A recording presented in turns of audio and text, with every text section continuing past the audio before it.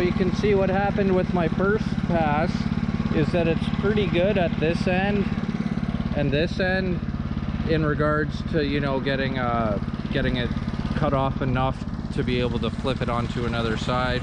But sometimes the human eye can be deceived, and the middle's definitely a lot lower here. So because I'm not happy with this yet, I'm gonna lower it down another inch.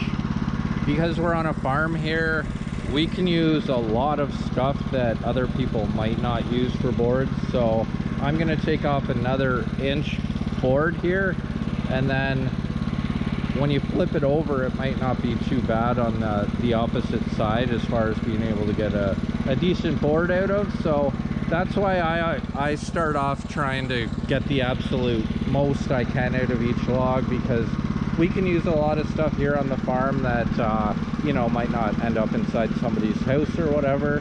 But I'm going to drop it down one more inch, take the next board off, and then that should probably get me into the territory where I'd be comfortable flipping the log around.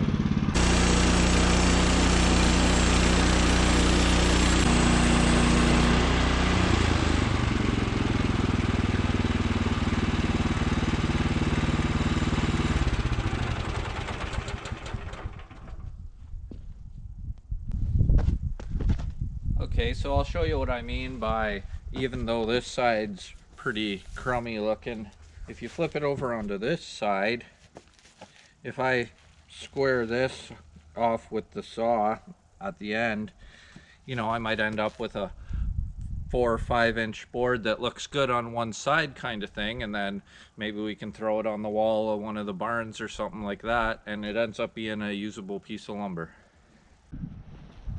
So guys, I hope I can explain this in a way that's understandable if you've never cut lumber before. But because I want the blade to be running through, like, parallel with the pith of the log, I know that I have the far side cut good. So let's say, for example, I wanted to cut it all into live edge lumber. I know that I could just set that flat side right down on top of the bunks now, and the blade would run through the whole thing parallel to the pith. But because I want to square it off, that kind of throws another set of equations into it, I guess, where I want to flip it up on its side, because I want to get this top part here squared off with the side part, but I also want the blade to be running true with the pith on it too. So having said that, that's why I've left the toe board up, so that I can set this on the toe board, square this off, and then that'll give me two sides like this that I know are both running parallel the pith with the blade, and then I can get rid of my toe board, because then I know I can just put it on either one of those sides and square the other sides up from there. So I hope that makes sense. I know it's kind of difficult to explain.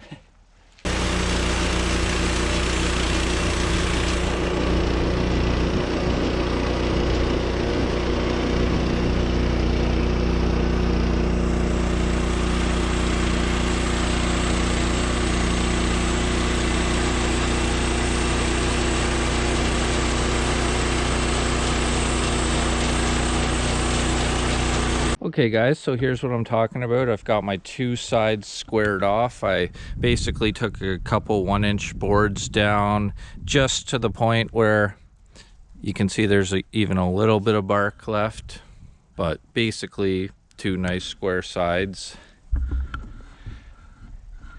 And you can really see how it gets a lot smaller down at this end, but that's cedar for you.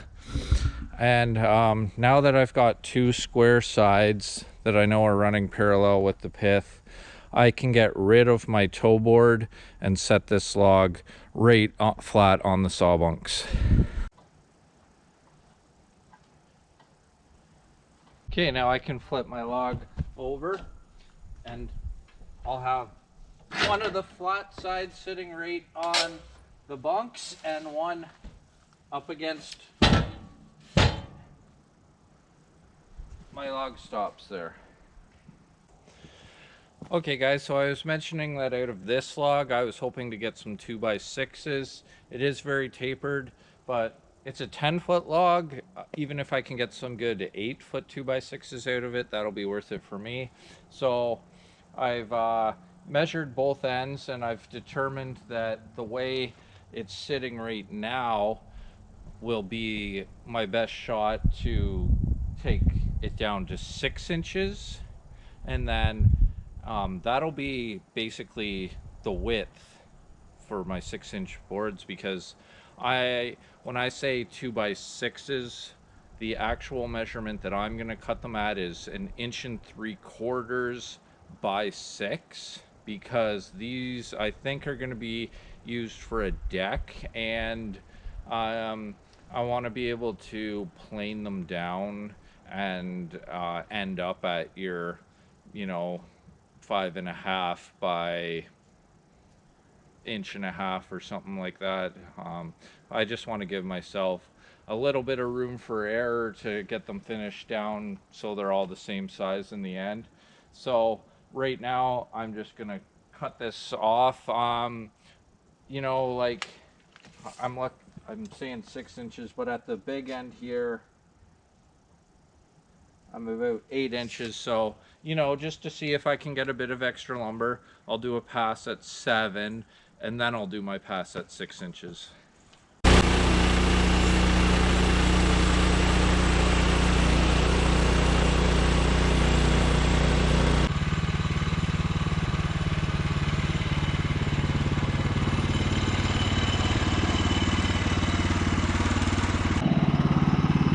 And now I can take it down to 6 inches, which is going to be my final width.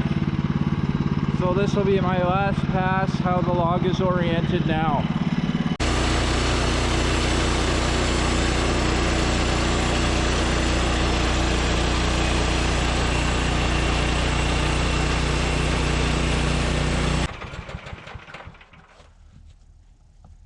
Alright, so that leaves my cant here at 6 inches wide, which is good.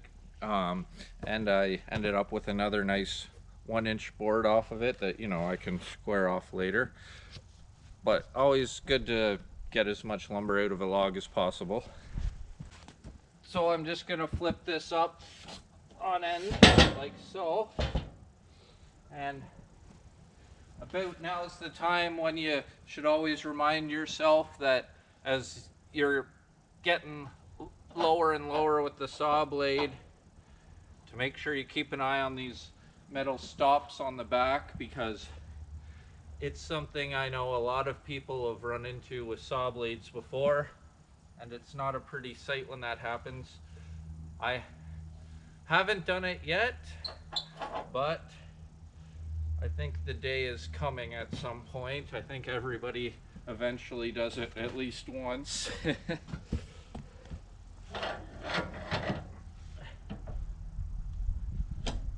Okay, and now is the point where some math comes in, because I'm gonna be cutting these boards at 1.75 inches. What I'm gonna want to do is measure just to see how it's gonna work out. So I've come down to the smaller end, and I know that I'm gonna want at least an 8-foot board. So you can see on my tape measure, this, I got pretty lucky and it actually ended up right on the bunk. So I know that I can kind of just measure up like this and see that, say 6 inches would be my absolute maximum for trying to get a decent board at that length. But if I'm adding up 1.75 inches, so I'm not the greatest at math, but 1.75 inches is 3.5, plus 1.75 inches is 5.25. So I know that I'm gonna get 5.25, but then I'm not gonna get, you know, another board at 7. So I know that I'm gonna get 3 2x6s starting at 5.25. But let's come up here and see what we have. And I've got almost 7 inches there. So in the spirit of trying to get as much lumber as possible, I might do, I know I have to get down to 5 1/4 to get my 3 2x6s, but I might start at, say, 7 1/4 and then go to 6 1/4 and then go to 5 1/4, and that might give me 2 more 1-inch boards that I can work with. So that's what I'm gonna do. We'll see how it goes.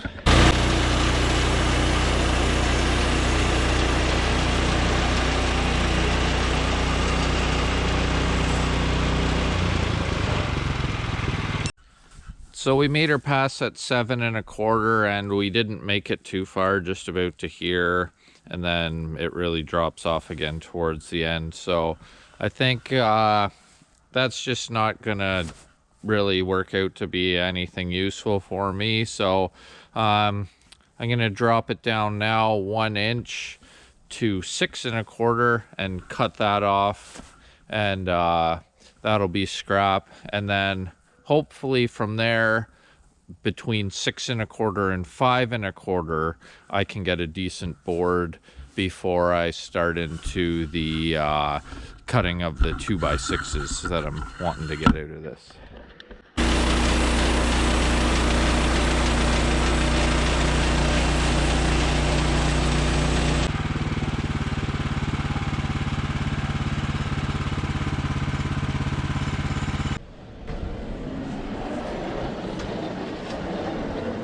So you can see after that pass, dropping it down another inch, we've gotten quite a bit further down. So I'll drop it down another inch again, and then I'll probably save, well, I will save the 1-inch board that comes off of this. It'll only be down to here, but you know, it'll be 8 feet long probably. So that'll be a nice 1-inch board that I can keep. So again, just dropping the mill down to 5 1/4 here, and that looks good. So I'll make this pass and take off my last 1-inch board before I start into the 2x6s that I'm looking for.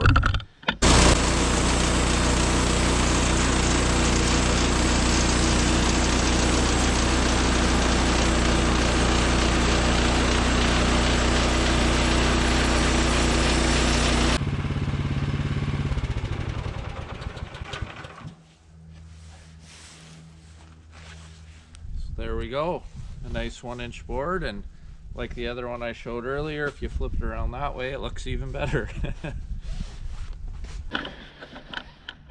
And now we've got our nice squared off cant to get our 2x6s out of, and like I was showing before, to right here's 8 feet, so I can tell that I'm gonna get some nice full 2x6s all the way down to 8 feet. And a couple of them will probably end up being good 10-footers, and the top one, because of this bark here, you know, it might end up getting cut down to an 8-footer. So to make this work, what you have to do is kind of work in reverse.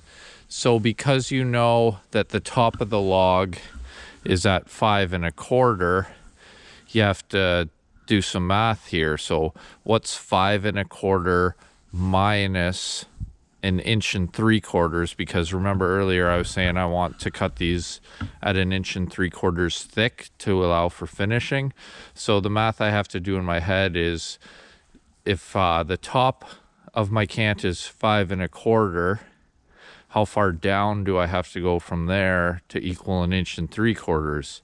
So 5 1/4 minus 1 3/4 inches is going to be 3.5. So I know that I have to drop my tape measure down to 3.5, and that will give me my first 2x6 to come off.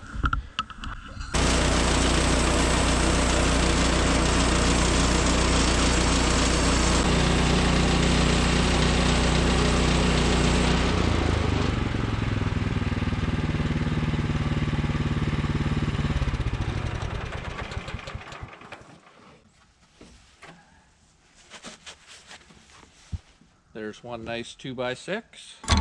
And now we just do the same thing again, and because we've pre-arranged it to work out this way, we know that there's a 3.5 inch cant left on the mill.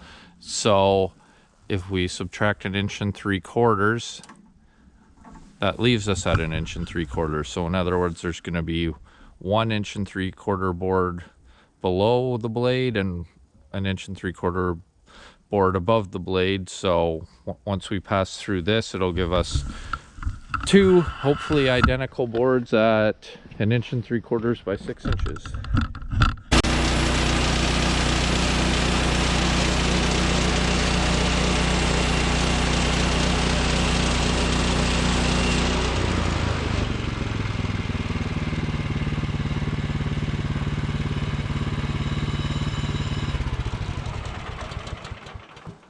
All right, there we go. Just undo your clamp, and there's two more 2x6s.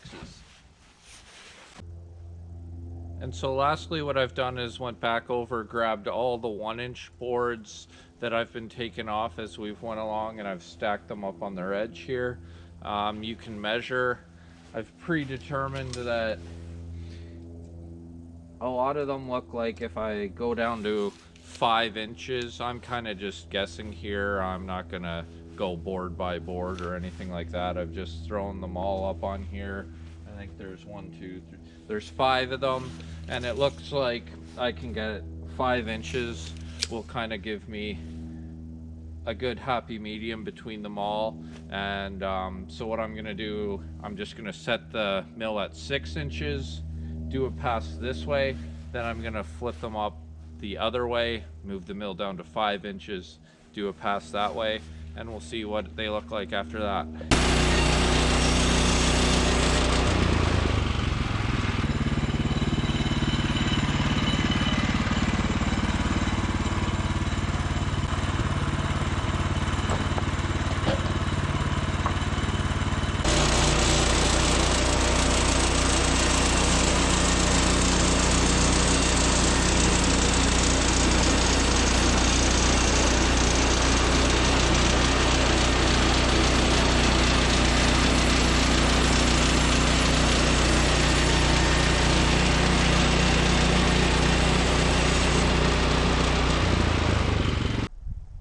Okay, I'll grab these, bring them over to the sawhorse, and we'll have a look at what we ended up with.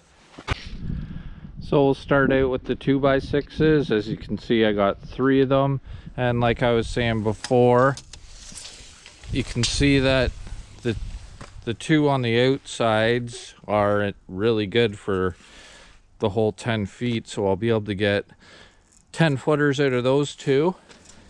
And then the one in the middle, you can see how there's a lot of bark here at the end, and you probably wouldn't really want to use that. So that's what I was talking about, how, you know, down to 8 feet it's really good. So if when you're building something, you'll just cut it at the 8-foot mark, or, you know, whatever you need kind of thing, and just discard the rest. And then moving over to all the 1-inch boards, you can see what I was talking about too. Like the ends of some of these are pretty bad, but you never know what kind of projects you come up with. Maybe you only need 2 feet or 2 footers or 3 footers kind of thing. And this is what I was kind of talking about with a board like this on the end.